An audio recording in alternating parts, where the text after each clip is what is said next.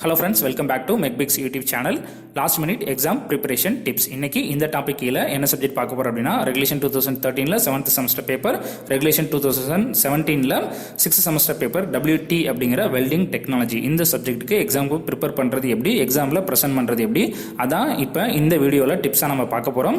இந்த சப்ஜெக்ட்ல part B க்கு தேவையான இம்பார்ட்டன்ட் டாபிக்ஸ் யூனிட் வைஸா ப்ரிப்பேர் பண்ணி வீடியோவா நம்மளோட இந்த MechBix YouTube சேனல்ல நான் அப்லோட் பண்ணிருக்கேன். அதுக்கான லிங்க் கீழ இருக்க டிஸ்கிரிப்ஷன் பாக்ஸ்ல நான் ப்ரொவைட் பண்ணிருக்கேன். அதை கோ த்ரூ பண்ணிக்கங்க. நெக்ஸ்ட் இந்த சப்ஜெக்ட்ல இருக்க 5 யூனிட்ஸையும் part A, part B, part C questions எப்படிலாம் வரலாம்னு சொல்லிட்டு क्वेश्चन பேங்க் ப்ரிப்பேர் பண்ணி அதை வீடியோவா கன்வெர்ட் பண்ணி நம்மளோட இந்த MechBix YouTube சேனல்ல நான் அப்லோட் பண்ணிருக்கேன். அதுக்கான லிங்க்கும் கீழ இருக்க டிஸ்கிரிப்ஷன் பாக்ஸ்ல நான் ப்ரொவைட் பண்றேன். அதையும் கோ த்ரூ பண்ணிக்கங்க.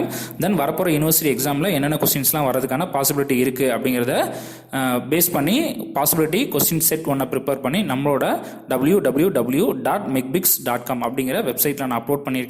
அதுக்கான லிங்க்கும் கீழ இருக்க டிஸ்கிரிப்ஷன் பாக்ஸ்ல நான் ப்ரொவைட் பண்றேன். அதையும் ஒரு தடவை கோ த்ரூ பண்ணிக்கங்க. நெக்ஸ்ட் இந்த சப்ஜெக்டில் இருக்க 5 யூனிட்ஸை என்ன ஆர்டரில் ப்ரிப்பேர் பண்ணுறது அப்படின்னு பார்க்கலாம். ஸோ நீங்கள் ஃபஸ்ட் எடுத்தோன்னா படிக்க வேண்டியது பார்த்தீங்க அப்படின்னா யூனிட் 2ல் பார்த்தீங்க அப்படின்னா கண்டென்ட் வந்து ரொம்ப கம்மி. 4 to 5 ப்ராசஸ் மட்டும்தான் வெல்டிங் ப்ராசஸ் மட்டும்தான் இருக்குது. ஸோ ஓவராலாகவே பார்த்தோம் அப்படின்னா படிக்கிறப்ப அண்டர்ஸ்டாண்ட் பண்ணுறதும் ஈஸியாக இருக்கும். ஸோ கம்மியான டைம் பீரியடில் இந்த யூனிட் வந்து படித்து முடிச்சலாம். அப்படிங்கிறனால நான் உங்களுக்கு இதை ஃபஸ்ட்டு சொல்கிறேன்.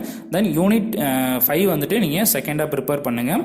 ஏன் அப்படின்னு பார்த்தீங்க அப்படின்னா இதில் வெல்டபிலிட்டி வந்துட்டு மூணு ப்ராசஸ்க்கு வந்து 3 மெட்டீரியல்ஸ்க்கு வந்து பண்ணுறோம். ஸோ இந்த 3 ரொம்ப இம்பார்ட்டன்ட். தென் பார்த்தோம் அப்படின்னா டிஃப்ரெண்ட் NDTM மெத்தட்ஸ் இது ரெண்டையும் நீங்கள் ப்ரிப்பேர் பண்ணிட்டீங்க அப்படின்னா கண்டிப்பாக வந்துட்டு அப்ளிகேஷன் கொஸ்டினும் அட்டன் பண்ணிடலாம். 15ல் வர கொஸ்டினும் அட்டன் பண்ணிடலாம். 2 கொஸ்டின் அட்டன் பண்ணுறதுக்கான சான்ஸ் இருக்குது. இந்த சப்ஜெக்ட் இந்த யூனிட்டோட இம்பார்ட்டன்ட் வந்து ரொம்ப அதிகமாக இருக்குது. அப்படினால தான் இதை வந்து செகண்டாக படிக்க சொல்கிறேன். தென் இதுக்கடுத்து என்ன படிக்கலான்னு பார்த்தீங்க அப்படின்னா தேர்டாக யூனிட் 4 படிச்சுக்கோங்க. யூனிட் 2 கம்பேர் பண்ணுறப்ப பார்த்தீங்கன்னா யூனிட் 4ல் கண்டென்ட் கொஞ்சம் அதிகம் தான். இதில் ஒரு 7 to 8 ப்ராசஸ் வந்து யூஸ் பண்ணுறோம். பட் இந்த யூனிட்ல இருந்தும் அப்ளிகேஷன் கொஸ்டின்ஸ் ஒரு சில டைம் கேட்குறாங்க. அப்படிங்கிறனால தான் தேர்டாக வந்துட்டு இதை மென்ஷன் பண்ணுறேன். ஸோ செகண்ட் யூனிட் மாதிரியும் இதுவும் படிக்கிறது கொஞ்சம் ஈஸியாக தான் இருக்கும். தென் ஃபோர்த்தை எது படிக்கலாம் அப்படின்னு பார்த்தீங்க அப்படின்னா யூனிட் 3 படிச்சுக்கோங்க. யூனிட் 4 மாதிரியே தான் யூனிட் 3யும். பட் இதில் அப்ளிகேஷன் கொஸ்டின் வரதுக்கான சான்சஸ் இல்லை. அப்படிங்கிறனால இதை 4த்தை படிக்க சொல்கிறேன். கொஞ்சம் படிக்கிறது இதுவும் ஈஸியாக தான் இருக்கும். தென் லாஸ்ட்டாக இது வந்து படிக்கலாம் அப்படின்னு பார்த்தீங்கன்னா யூனிட் 1 வெல்டிங் டெக்னாலஜியில் 5 யூனிட்டோட சிலபஸ் கம்பேர் பண்ணுறப்ப கண்டென்ட் அதிகமாக இருக்கிறது பார்த்தீங்க அப்படின்னா இந்த யூனிட் 1ல் தான். ஸோ ஒரு 10 to 12 ப்ராசஸ் வந்து நம்ம படிக்கிற மாதிரி இருக்கும். ஸோ எல்லாத்தோட ப்ராப்பர்ட்டிஸ் இதெல்லாம் வந்து படித்து நம்ம அண்டர்ஸ்டாண்ட் பண்ணி மக்கப் பண்ணி வச்சுக்கிறது வந்து கொஞ்சம் கஷ்டமாக இருக்கும். அப்படிங்கிறனால தான் இந்த யூனிட் 1 உங்களுக்கு நான் லாஸ்ட்டாக சொல்கிறேன். தென் இந்த சப்ஜெக்டில் என்னென்ன மாதிரி கொஸ்டின்ஸ் கேட்கலாம் அப்படின்னு பார்த்தோம் அப்படின்னா இந்த கொஸ்டின் தான் வரும் அப்படின்னு சொல்லி நம்மளால் வெல்டிங் டெக்னாலஜியில் எந்த கொஸ்டின்ஸுமே சொல்ல முடியாது. ஏன் அப்படின்னா என்ன மாதிரி வேணாலும் கொஸ்டின்ஸ் கேட்கலாம். நம்ம வந்துட்டு இதுதான் வரும் கரெக்டாக வந்து ப்ரிடிக்ட் பண்ணுறது ரொம்ப கஷ்டம். பட் ஓவராலாகவே 5 டைப்ஸில் மட்டும்தான் வந்துட்டு இந்த வெல்டிங் டெக்னாலஜியில் கொஸ்டின்ஸ் வரும். ஸோ நீங்கள் ஒவ்வொரு யூனிட்லையும் 2 மார்க் ப்ரிப்பேர் பண்ணுறப்ப இந்த 5 டாபிக்ஸை பேஸ் பண்ணி நீங்கள் ப்ரிப்பேர் பண்ணிங்கன்னா கண்டிப்பாக நீங்கள் 10 out of 10 2 மார்க்ஸுமே வந்து அட்டன் பண்ண முடியும். ஸோ என்ன அந்த 5 டைப்ஸ் அப்படின்னு பார்த்தீங்கன்னா ஃபஸ்ட் எடுத்தோன்னா எல்லா சிலபஸில் கொடுத்துருக்க டாபிக்ஸ் எல்லாமே வாட் இஸ் மீன் பை அப்படின்னு கேட்டால் ப்ரிப்பேர் பண்ண ட்ரை பண்ணிக்கோங்க.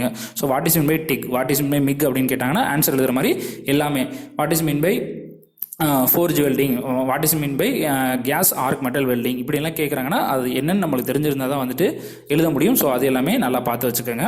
தென் செகண்ட் பார்த்தீங்க அப்படின்னா ஒவ்வொரு வெல்டிங் ப்ராசஸோட டிஃப்ரெண்ட் பேராமீட்டர்ஸ் என்ன சரிங்களா, அதோட எலக்ட்ரோடு யூஸ் பண்ணோம்னா எலக்ட்ரோட சைஸ் என்ன, கரண்ட் யூஸ் பண்ணுறோம் அப்படின்னா கரண்ட் வந்து என்ன மாதிரி இருக்கணும், இல்லை ஆர்க் யூஸ் பண்ணுறோம்னா ஆர்க் டைப் எப்படி இருக்கணும், இந்த இதெல்லாம் வந்து பார்த்து வச்சுக்கோங்க. இந்த இதில் வந்து அடுத்து 2 மார்க் கேட்பாங்க. தென் தேர்டாக என்ன கேட்பாங்க அப்படின்னா டைப்ஸ் ஆஃப் அப்படின்னு டிஃப்ரெண்ட் வெல்டிங் ப்ராசஸ் கேட்பாங்க. இப்போ வந்துட்டு பீம் வெல்டிங் இருக்குது அப்படின்னா லேசர் பீம் வெல்டிங் இருக்குது, எலக்ட்ரான் பீம் வெல்டிங் இருக்குது. So what are the different type of beam வெல்டிங்னு கேட்கலாம். இல்லை what are the different type of NDTM மெத்தட்ஸ்னு கேட்கலாம். இல்லை what are the different type of destructive testing மெத்தட்ஸ்னு கேட்கலாம். ஸோ டைப்ஸ் என்னென்ன இருக்கோ அது எல்லாமே பார்த்து வச்சுக்கோங்க. அது 2 மார்க்ஸில் வரதுக்கான சான்சஸ் உண்டு. தென் ஃபோர்த்து டைப் என்ன அப்படின்னு பார்த்தோம் அப்படின்னா டிஃப்ரென்ஸ். ஸோ 2 ப்ராசஸ் கொடுத்து டிஃப்ரென்ஸ் கேட்பாங்க. டிக் அண்ட் மிக் வெல்டிங்கோட டிஃப்ரென்ஸ் என்ன, இல்லை டிஃப்ரெண்ட் NDTM மெத்தட்ஸ்க்கு உள்ள டிஃப்ரென்ஸ் என்ன, இந்த மாதிரி 2 மார்க்ஸ் வந்து வரதுக்கான சான்சஸ் உண்டு. தென் லாஸ்ட் டைப் என்ன மாதிரி கேட்கலாம் அப்படின்னா டிஸ்அட்வான்டேஜஸ் தென் அப்ளிகேஷன்ஸ். ஏதோ ஒரு டிக் வெல்டிங் கொடுத்தா அதோட அட்வான்டேஜ் என்ன, மிக் வெல்டிங் கொடுத்தா அதோட டிஸ்அட்வான்டேஜ் என்ன, இப்போ டிக்கும் மிக்கும் வந்துட்டு என்ன மாதிரி அப்ளிகேஷன்ஸில் வந்து யூஸ் பண்ணுறாங்க, எலக்ட்ரான் பீம் வெல்டிங் வந்து எந்த அப்ளிகேஷனில் யூஸ் பண்ணுறாங்க, லேசர் பீம் வெல்டிங் எந்த அப்ளிகேஷனில் யூஸ் பண்ணுறாங்க, இந்த மாதிரி கேட்பாங்க. ஸோ இந்த அப்ளிகேஷன்ஸ் எல்லா ப்ராசஸ்க்கும் நீங்கள் படித்து வச்சுக்கோங்க. ஏன்னா வந்துட்டு பார்ட் C கொஸ்டினில் அப்ளிகேஷன் கொஸ்டின் கேட்குறப்ப ஏதாவது ஒரு அப்ளிகேஷன் கொடுத்து அதில் யூஸ் பண்ணுற வெல்டிங் ப்ராசஸ் வந்து என்னென்னு கேட்கறதுக்கான சான்சஸ் உண்டு. ஸோ நீங்கள் எல்லாத்தோட அப்ளிகேஷன் படித்தா மட்டும்தான் நீங்கள் அந்த இடத்துல என்ன பண்ண முடியும் அப்படின்னா கொஸ்டின் வந்து அட்டன் பண்ண பண்ண முடியும். 2 மார்க்ஸ் அது யூஸ்ஃபுல்லாக இருக்கும். ஸோ இந்த 5 டாபிக்ஸ்க்குள்ள தான் 2 மார்க்ஸ் கேட்பாங்க. ஸோ நீங்கள் என்னென்ன கண்டென்ட் எல்லாம் நீங்கள் படிக்கிறீங்களோ எல்லா கண்டென்ட்டும் உங்களால் படிக்க முடியாதுனா கூட நீங்கள் என்னென்ன டாபிக்ஸ்லாம் கவர் பண்ணுறீங்களோ அந்த டாபிக்ஸில் இந்த 5 ஆஸ்பெக்டில் எல்லாமே வந்து நீங்கள் படித்து வச்சுக்க அப்படின்னா பார்ட் பி எழுதுறதுக்கும் யூஸ்ஃபுல்லாக இருக்கும். அதே மாதிரி பார்ட் ஏ கொஸ்டின்ஸ் படிக்கிறதுக்கும் யூஸ்ஃபுல்லாக இருக்கும். தென் எக்ஸாமில் ப்ரிப்பேர் பண்ணுறது எப்படின்னு பார்த்தீங்கன்னா இது வந்து full and full theory subject மட்டும்தான். ஸோ எல்லா கொஸ்டின்லையுமே நீங்கள் கண்டிப்பாக டயக்ராம் வரையணும். டயக்ராம் வரையாமல் நீங்கள் வந்துட்டு அந்த கொஸ்டின் வந்து அட்டனே பண்ணக்கூடாது. ஸோ என்ன மாதிரி ஆர்டரில் இருக்கணும் அப்படின்னா என்ன ப்ராசஸ் கேட்டாலும் first what is mean by that process, then இதோட டயக்ராம், சரிங்களா, அந்த ப்ராசஸோட டயக்ராம், தென் அந்த ப்ராசஸ் வந்து எப்படி ஒர்க் ஆகுங்க, ஒர்க்கிங் பிரின்சிபல், தென் அதுக்கடுத்து அதில் அட்வான்டேஜ் என்ன, டிஸ்அட்வான்டேஜ் என்ன, அப்ளிகேஷன்ஸ் என்ன, இது வந்து கண்டிப்பாக அவங்க கேட்டாலும் கேட்காட்டாலும் நீங்கள் இது எழுதுங்க. ஒரு 4 to 5 பேஜஸாவது கவர் பண்ண ட்ரை பண்ணுங்கள். டைம் பார்த்தீங்கன்னா ரொம்ப கம்மியாக தான் ஒவ்வொரு கொஸ்டினுக்குமே நம்ம டைம் எடுத்துக்குவோம். ஸோ நீங்கள் 3 ஹவர்ஸ்க்குள்ளே கண்டிப்பாக 6 கொஸ்டினுமே வந்துட்டு கம்ப்ளீட் பண்ணி முடிச்சிடலாம். 2 மார்க்ஸும் ஃபுல்லாகவே எழுதி முடிச்சிடலாம். நம்மளை பொறுத்த வரைக்கும் ப்ரெசன்டேஷன் நீட்டாக இருக்கணும், டயக்ராம் வந்து நீட்டாக வரையணும், க்ளீனாக இருக்கணும். இதுதான் ரொம்ப முக்கியம். ஸோ நீங்கள் அதை கரெக்டாக பண்ணிட்டீங்க அப்படின்னாலே கண்டிப்பாக வந்துட்டு இந்த சப்ஜெக்டில் பாஸ் பண்ணுறதோட நம்ம அதிகமான மார்க்கு ஸ்கோர் பண்ண முடியும். நெக்ஸ்ட்டு வந்துட்டு இதில் வந்துட்டு பேஜஸ் வந்து நீங்கள் 42 பேஜஸ் வரைக்கும் எழுதணும்னு அவசியம் கிடையாது. பட் நீங்கள் ஒரு 35 to 38 பேஜஸாவது எழுதுனீங்க அப்படின்னா கண்டிப்பாக வந்துட்டு யூஸ்ஃபுல்லாக இருக்கும்.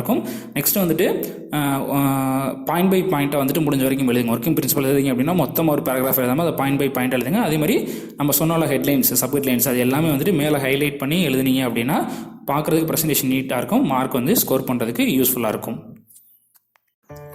இந்த வீடியோ உங்களுக்கு பிடிச்சிருந்துச்சி, இந்த வீடியோவில் நான் சொன்ன இன்ஃபர்மேஷன் எல்லாமே உங்களுக்கு யூஸ்ஃபுல்லாக இருக்கும் அப்படின்னு நினச்சிங்க அப்படின்னா இந்த வீடியோவை லைக் பண்ணுங்கள். இதே மாதிரியே உங்களோட ஃப்ரெண்ட்ஸுக்கும் இந்த வீடியோ யூஸ்ஃபுல்லாக இருக்கும், அவங்களும் எக்ஸாமுக்கு படிக்கிறதுக்கு இது ஹெல்ப்ஃபுல்லாக இருக்கும் அப்படின்னு நினச்சிங்கன்னா உங்களோட ஃப்ரெண்ட்ஸுக்கும் இந்த வீடியோவை ஷேர் பண்ணுங்கள். இதுக்கு அடுத்து வரப்போகிற எக்ஸாம்ஸ்க்கு இதே மாதிரி இம்பார்ட்டன்ட் டாபிக்ஸோட வீடியோ வேணும் அப்படின்னா மறக்காமல் நம்மளோட மெக்பிக்ஸ் யூடியூப் சேனலை சப்ஸ்கிரைப் பண்ணுங்கள். அடுத்தடுத்த சப்ஜெக்ட்ஸ்க்கு நான் வீடியோ அப்லோட் பண்ணுறப்ப உங்களுக்கு நோட்டிஃபிகேஷன் காமிக்கணும் அப்படின்னா பக்கத்தில் இருக்க பெல் ஐக்கானை கிளிக் பண்ணுங்கள். Thank you friends. நெக்ஸ்ட் வீடியோவில் நம்ம மீட் பண்ணலாம்.